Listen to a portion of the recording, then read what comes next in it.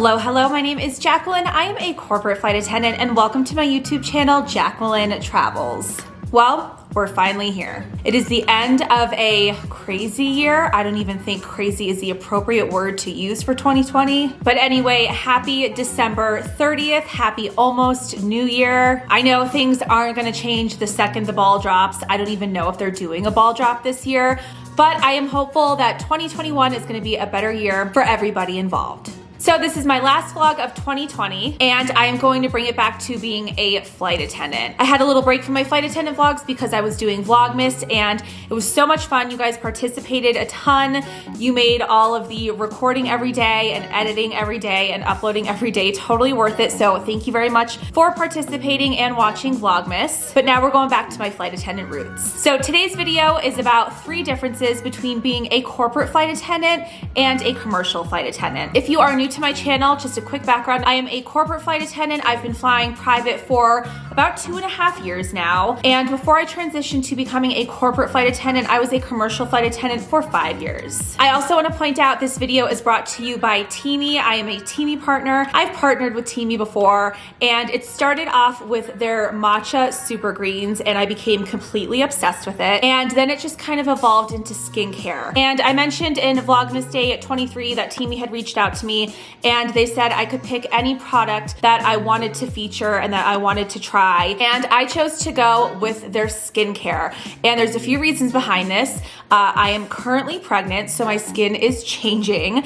and it's the winter. It's freezing where I live. I am in a giant turtleneck in the comfort of my own home with the heat blasting. Obviously, that is not good for my skin. And I mostly noticed this at night when I had taken off all my makeup. I thought my skin would just feel refreshed and clean since I was starting off with a clean palette.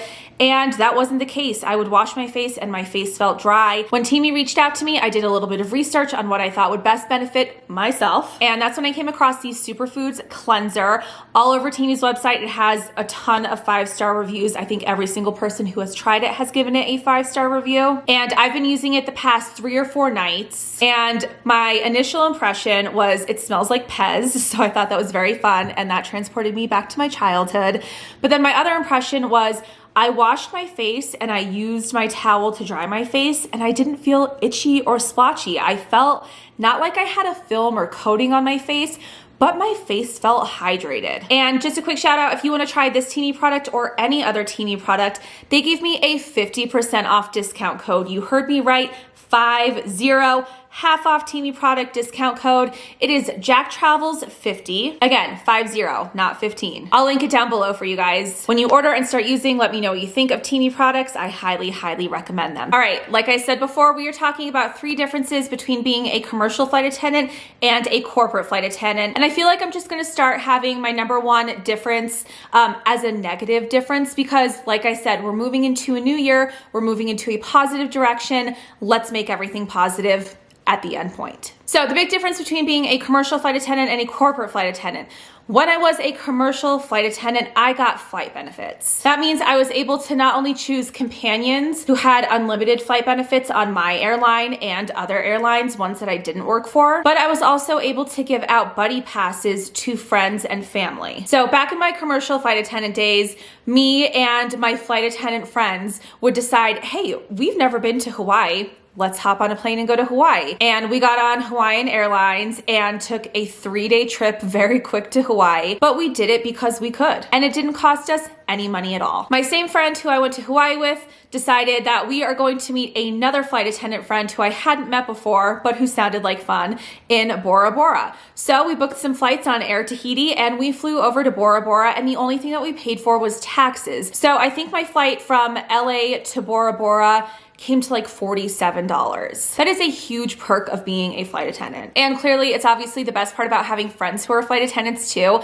because we don't have the normal Monday through Friday 9 to 5 schedule. Me and my girlfriends all had 3 days off, and we chose to spend our 3 days in Hawaii. I really can't think of a ton of things that top that. Now, as a corporate flight attendant, I am sad to report I do not have flight benefits. I remember the first corporate contract flight attendant trip that I had interviewed for, and I was talking to 2 corporate flight attendants for this specific specific company, and they asked if I wanted to transition full time or was I going to keep my job as a commercial flight attendant and just contract on the side.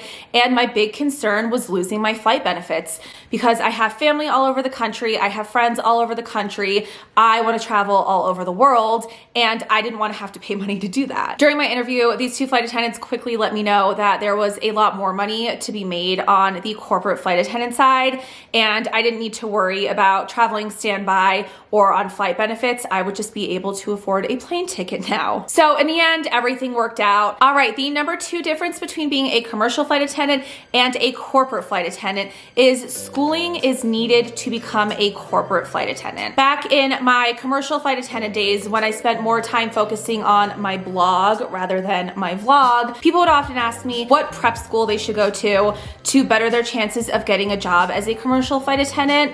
And I strongly discourage this with every bone in my body. You do not need any schooling to become a commercial flight attendant. Something more important than just knowing about airplanes as a commercial flight attendant is customer service. That's gonna look stronger on a commercial flight attendant resume than any of these prep schools will. When I was a commercial flight attendant, I would work hiring events for the airline that I flew for, and I don't think there was one person that we hired who had one of these flight attendant prep schools on their resume. I believe out of all the years that I did work hiring events, I saw one person with a flight attendant school on their resume, and I can't say it bettered their chances. Commercial airlines will also teach you everything that you need to know about the airline that you are working for, about the specific airplanes that they fly, about their destination, about how they do service, and about how they operate. I have vlogged before about the differences between my commercial flight attendant training and my corporate flight attendant training, and I can link that here for you if you're interested in checking it out. But one of the huge differences, when I became a commercial flight attendant, I spent 6 weeks training, and it was all safety related, and the airline taught me literally every single thing that I needed to know. We got to play around. I shouldn't say the word play because it was definitely heavy duty training.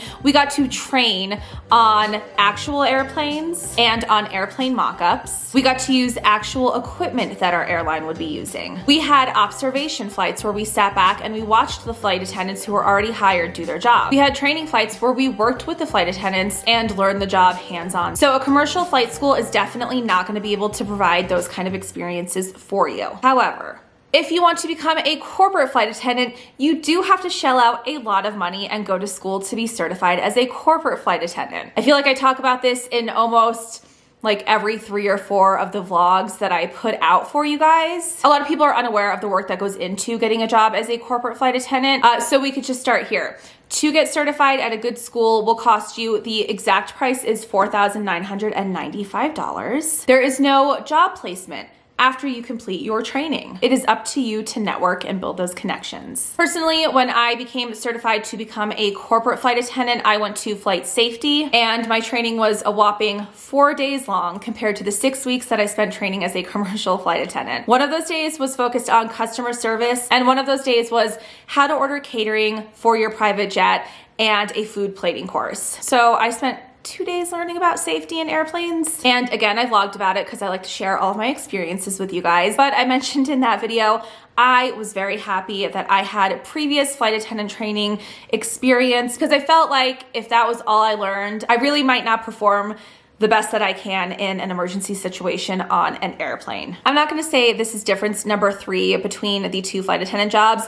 We'll call it a little bonus, if you will. The bonus difference would be that a commercial flight attendant job is heavily focused around safety, and the corporate flight attendant job is heavily focused around customer service. Okay, my third and my final difference between the corporate flight attendant job and the commercial flight attendant job is how much prep work is involved before each flight. As a commercial flight attendant, I would just check my schedule for the day. I would make sure that I got to the airport about 15 minutes before my check-in time. I then would check in for my flight, learn who my crew was, go down to the plane, and then I would have my brief with my captain, my first officer, and the other flight attendants on board. When I got onto the airplane, generally, it was already cleaned for us. Catering was already put away. Everything that I needed as a flight attendant to make the flight operate smoothly was provided for me before I stepped onto the airplane. Again, this is a general statement, things happen, but typically that's how my day of work as a commercial flight attendant would go. As a corporate flight attendant, it is my duty to provide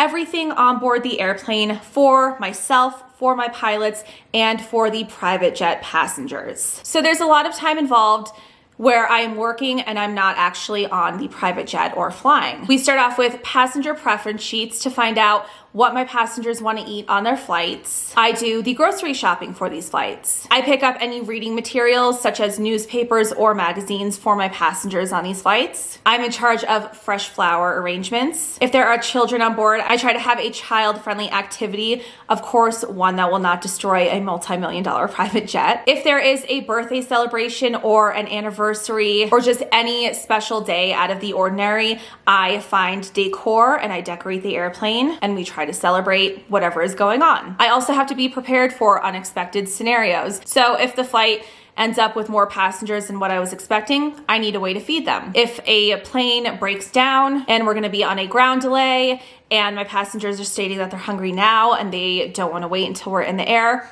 I need to feed them on the ground. So I'm also in charge of making sure that there is a sufficient amount of inventory of things that are needed on the airplane. And then when the flight is over, I become the cleaning crew, toilets and all. So there's definitely a lot more work that's involved on the corporate flight attendant side than there is on the commercial flight attendant side. But to me, it's absolutely worth it. Of course, there are more than 3 differences between the corporate flight attendant job and the commercial flight attendant job. I just wanted to stop by and make a quick video for you before the new year. I do have a little video coming your way.